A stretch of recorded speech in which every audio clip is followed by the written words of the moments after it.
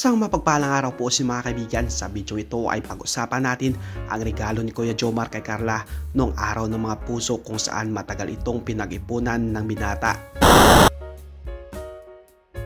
Marami na naman ang kinilig sa date ng Jomcar noong araw ng mga puso kung saan nga ay sinorpresa ito ng binata ng isang romantic na date na meron pang fireworks na talagang sobrang nagustuhan ito ng dalaga.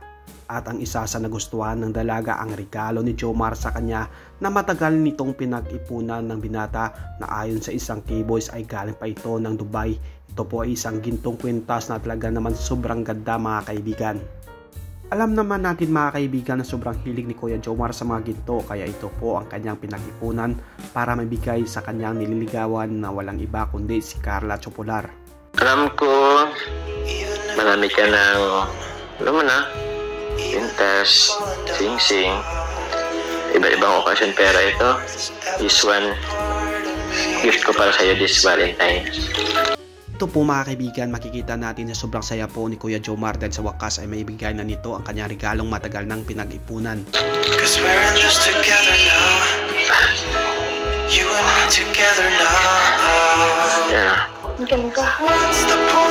Maganda? At kahit si Carla nga mga kaibigan ay parang hindi makapaniwala sa regalong binigay ni Kuya Jomar sa kanya at sobrang saya po ng dalaga. Okay, suot ko sa'yo. Yung bagay na bagay sa'yo.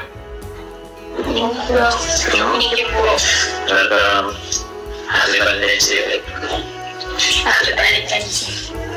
Maraming mga fans ang nagsasabi na sobrang galante ni Kuya Jomar pagdating kay Carla. Ano po ba ang masasabi niyo mga kaibigan sa regalong natanggap ng dalaga kay Kuya Jomar?